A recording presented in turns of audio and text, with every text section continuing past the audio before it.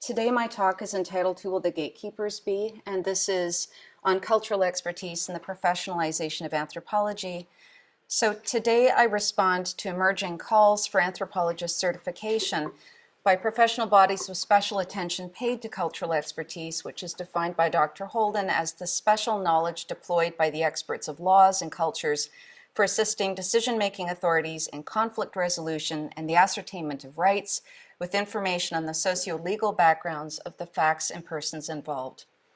Recent proposals, such as by Dr. James Rose, mirror the fullness of this definition and recommend the development of professional guidelines, standards, and certifying criteria for anthropologists whose services to the courts, and potentially also state and civil society entities by logical extension.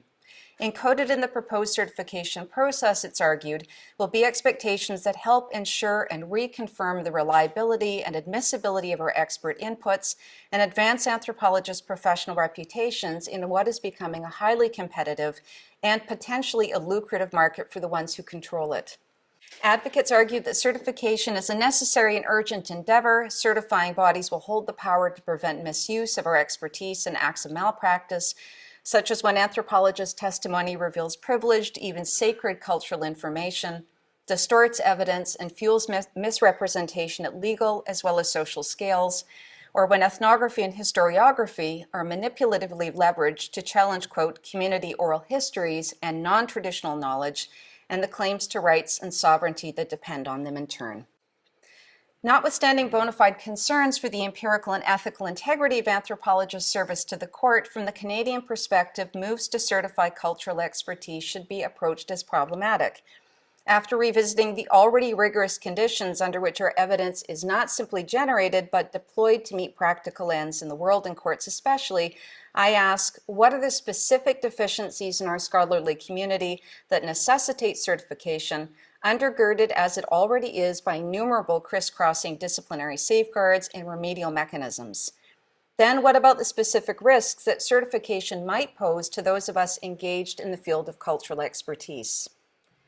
Proponents argue that certification will help ensure our evidentiary and ethical integrity. However, this suggests, however tacitly, that existing mechanisms are inadequate or incapable of supporting anthropological best practices. Yet when we fail to meet standards or the standards fail us, we can easily revert to a wide array of scholarly, ethical, and practical guidelines and toolkits. My own work adheres to the key tenets and expectations of my own university ethics research committee, the Canadian Tri-Council policy statement, and when necessary, the Social Sciences and Humanities Research Council Indigenous Research Statements of Principle. I also rely heavily on the American Anthropological Association, its ethics and professional practice statements. Many were reactive in their origins, seeking to resolve the harms caused by misdeeds and malpractice of which we're speaking, while also remedying gaps in existing standards. The AAA's codes of ethics, an executive board, and ethics statements have responded over time to the perils posed by anthropologists' work as military contractors for the human terrain system, and anthropologists' purported contributions to medical experimentation and vaccine trials in immune-naive Amazonian indigenous populations, as the much-contested El Dorado Task Force investigated. Our work is further informed by the methodological and ethical precepts promoted by the AAA's sister associations, including the Canadian Anthropology Society, to which I belong and am president, as well as the European Association of Social Anthropologists. Though not perfectly fail-safe, the eventual successes of these institutional and associational efforts can be seen in the degree to which anthropologists' scholarly and extra-institutional work has changed over time. Where it was once considered normal to take funding from or be employed by state intelligence agencies, consider Clifford Geertz's and James Scott's CIA associations, for instance, today such work is not only not tolerated, it's unthinkable. For those who stray past ethical boundaries and guardrails, the consequences can be severe. Human terrain-affiliated scholars all but went underground in the aftermath of the AAA's reports and condemnation, which in turn helped fuel the public criticism and pressure that led to the human terrain system ultimately being disbanded. Based on these and other lessons learned across our fraught, globally stretched history, Canadian anthropologists engage regularly and at great length and depth with a sometimes vast array of regulatory and oversight bodies. These bracket and encompass the entirety of our scholarly efforts and hold us to reporting requirements which are not only diverse, but are also, especially in the neoliberal academy, increasing exponentially in number.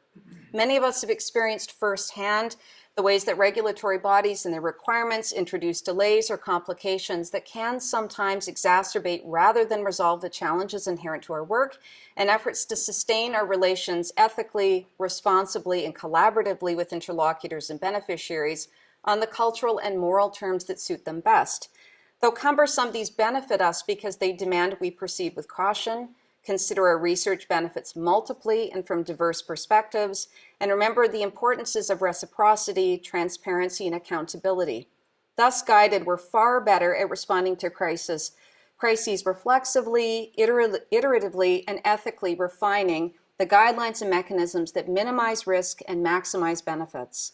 Compared to prior eras, our standards of evidence and practice are immeasurably more ethical and socially and politically responsible. Not perfect, but much better. It goes without saying that anthropologists engaged in cultural expertise are required to also navigate the procedural expectations and deontological ethics of the court itself. Our qualifications undergo thorough initial review, our inputs are reviewed for their validity and fit according to the law and its precedents, and our findings put into broader context in conversation with the other evidence put forward as part of legal claims and cases, not to mention being subject to additional interrogation and rebuttal, not only by those who contract our expert inputs, the Crown or prosecution, but also other expert witnesses and ultimately, of course, judges. All this means that within and beyond the courts, anthropologists work with a conspicuous degree of oversight and the possibility of discipline and censure. We are strongly motivated to comply with overseeing structures. Without ethics approval, research permissions and fundings can be withheld, and our findings are unpublishable. Within the legal system, there are also consequences. Inadequate or misleading testimony, and we in turn can be disqualified and dismissed, with the further effect that clients see their cases and claims thwarted.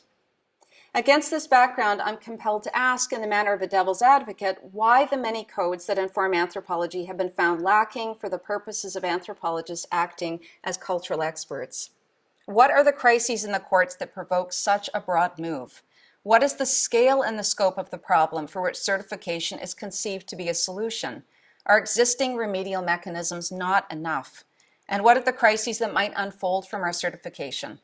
Despite the dearth of publications in Canada that explicitly focus on cultural expertise, answers to my questions can be gleaned from recent debates about the scholarly compressions and inequities inherent to the Academy.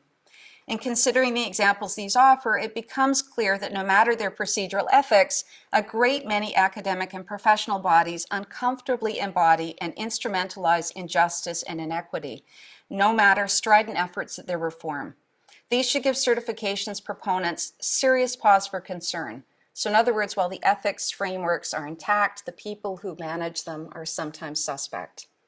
For example, notwithstanding our commitments to ethics and best practices, at institutional and associational levels, anthropology has been shown to be sometimes extraordinarily poorly prepared to act on issues of systemic classism, racism, and sexism, such as these inflect hiring practices, peer review processes, research awards, and grant funding.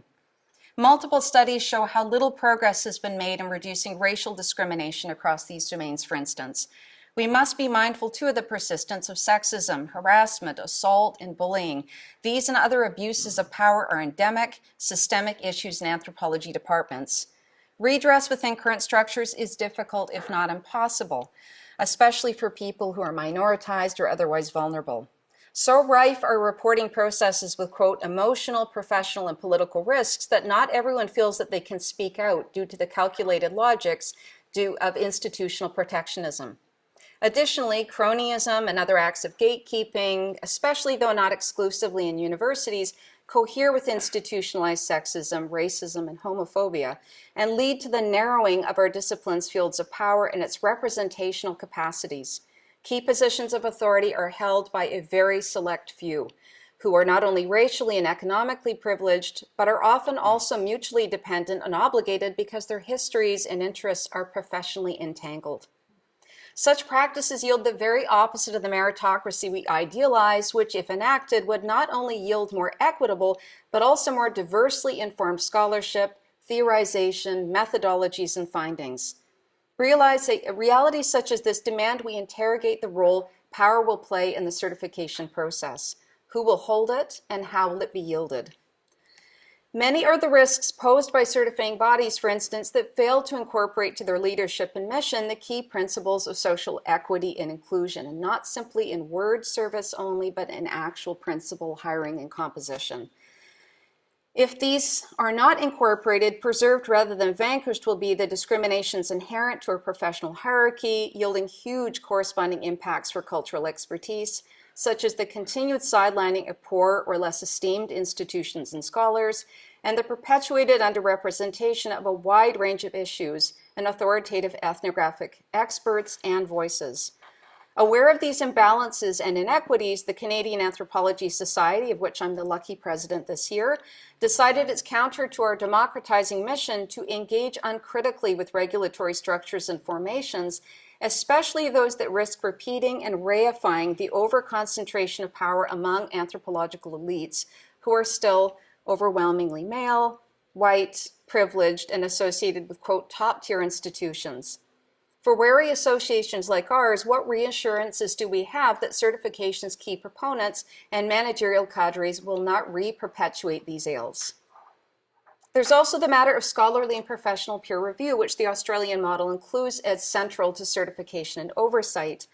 As provocations, we might ask, who will assess the quality of our evidence we supply to the courts? What does this suggest about certifying bodies' expertise compared to that of existing legal bodies and courts' ability to assess our case reports according to their own facts and merits, especially as they're being further taught about the principles of cultural expertise, which Dr. Holden's doing so well? What are the challenges of requiring external peer review of reports, which are ordinarily private, closed documents intended, at least initially, for clients and courts' eyes alone? Given the specificity and even uniqueness of our expertise and inputs, how can we be sure our ostensibly anonymous peer reviewers possess an expertise sufficiently comparable to ours, at least to recognize the quality and risks of the diverse methods and evidence on which our cultural expertise rely? There's also considerable empirical skepticism in the courts, and anthropology too, about oral histories and traditional epistemologies, as research on the role these play in First Nations treaty rights and claims confirms, especially for Canada, but also for Australia. What steps are needed to be sure peer reviewers' biases won't feature in their assessments of our relay of Indigenous clients' claims? There's also this, the long-standing denigration of applied scholarship, with the divide between pure and actionable scholarship being especially stark in the United Kingdom. Here, there's a risk that our advocacy and activism could be quietly used against us by peer reviewers seeking to safeguard a specific type of anthropological evidence and testimony. Peer reviewers' epistemological biases might also be provoked when anthropologists' scholarly or professional projects, incorporate political affectivity, impulses, and intention. Anthropologists who purport to stringently adhere to objectivity may be preferred for certification over those engaged in active forms of subjective witnessing and action. So will certification create space for necessary dialogue, innovation, and reform, some of which, such as promoting the empirical value of oral histories in Canada, is necessary to fulfill our truth and reconciliation commitments to Indigenous communities, or under the guise of efforts to streamline certifying and peer review processes, will it instead hold anthropologists to standards more austerely conservative and uniform? Could certifying bodies' embrace of more conventional approaches lead to constraints on our ability to experiment with a broader range of anthropological practices and forms of evidence, and therefore impinge on our academic freedom? In response, we must consider what richness and diversity of empirics might be lost by efforts to regularize our work. Absent conspicuous efforts to reckon with and introduce measures to mitigate and prevent these harms, certifying bodies run the risk of perpetuating and reifying hierarchies, holding at bay experts and the expertise they possess, and silencing important, though potentially inconvenient and even peripheralized voices and empirics in the doing. Other important questions related to our gatekeeping concern the cost of certification and its renewal. How might these expenses serve as exclusionary rather than inclusionary mechanisms? What are the cultural expertise practiced by Global South anthropologists whose training and quality of accreditation, when relevant, might be deemed deficient by comparison to Global North standards? How will anthropologists' wrongdoing be determined and acted on? And what options for recourse will exist when such determinations are reached or other disagreements arise? To whom or what entity would the certifying body itself be accountable? And some of these questions have already been answered by Dr. Rose. So I conclude by asking us to remember the many ways that anthropologists' research and service to the courts are already empirically and ethically reinforced and vetted. Though not perfect, these realities exist, and it's a set of issues that we need to, I think, entangle ourselves with before we proceed. Certification runs the real risk in these settings of reinventing the wheel by introducing structures and processes that parallel rather than productively build on or correct the limits of existing oversight mechanisms. This isn't to say there isn't a need for specialized support and structure. The theoretical framework of cultural expertise advocates for anthropologists to be adequately supported, such as societies and associations, ethics statements, and professionalization workshops allow. And demand for this support is growing exponentially. Driven away from the academy because of lacking jobs and precarity, more and more anthropologists, early career scholars especially, are being contracted as cultural brokers and mediators to provide country and issue-specific expertise. But without being explicitly professionalized in such matters in the normal course of their graduate and postgraduate training, many enter the market unaware of the jeopardies and pitfalls such work may pose. So those mentored by anthropologists with a history of service to the courts more safely and capably learn the advantages as well as limits of their work. An argument here can be made in favor of groups and associations that already, flexibly, ethically, and productively address the complex realities of our work as cultural experts. Take, for example, the Euro Expert Network, led by Dr. Holden, and its outputs such as policy guidelines and Cultex. The database which offers its members real-time mentorship and anonymized case precedents for our review. Groups such as this are eminently capable of supporting not only our courtroom testimony, but also by larger extension, the many other ways anthropological evidence is professionally implied, the impacts of which can be significant, such as when we work within development and medicine and public health, and for special interest groups, business, and even states.